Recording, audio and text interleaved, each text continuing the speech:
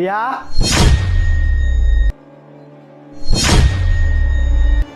জি sir. বলতেছি কি তাড়াতাড়ি খাবার রেডি করো, আমি খেয়ে দিয়ে অফিসে যাবো তো। ঠিক আছে স্যার, এখনই দিচ্ছি।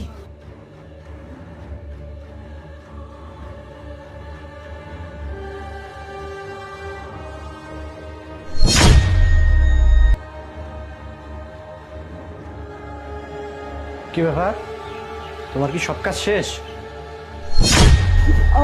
হ্যাঁ স্যার, আমার সব কাজ শেষ। ও আচ্ছা, তাহলে এখন কি তুমি চলে যাবে?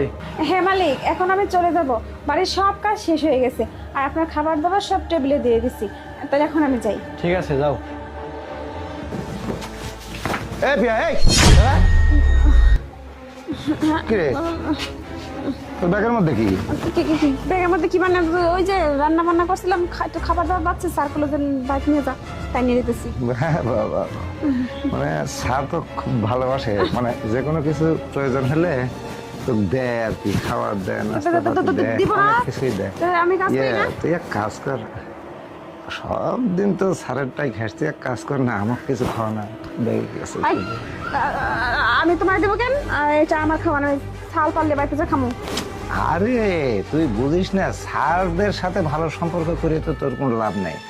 আর আমার সাথে যদি ঠিক মতো কথাবার্তা করে কিছু খাবার দাবার দিস না, তাহলে তো কাম হয়ে যাবে, বুঝছিস?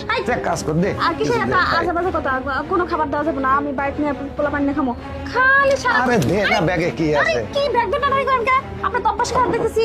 এই খবরদার, ব্যাগে হাত দিবেন না, ব্যাগে খাবার দাবার আছে আবার। আরে এই কথাটা দৌড়ো, একবারে বেশি গায়ে পড়তেছেন যত সময়।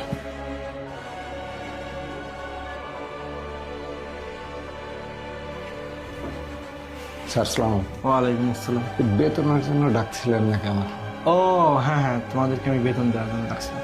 আচ্ছা তুমি দাঁড়াও, আমি টাকাটা নিয়ে আসতেছি। আচ্ছা ঠিক আছে।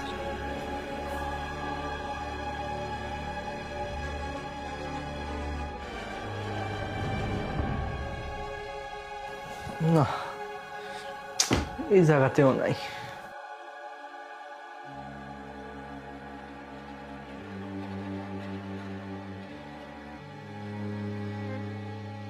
এই নাও টাকা।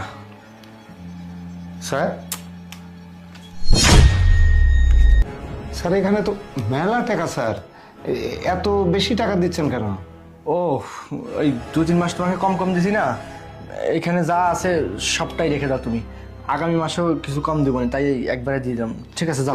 স্যার, মানে আপনাকে একটা কথা বলি, আমি সবসময় আপনার কাছে আসি, আসলে সবসময় মন টন সুন্দর প্রফুল্ল দেখি, কিন্তু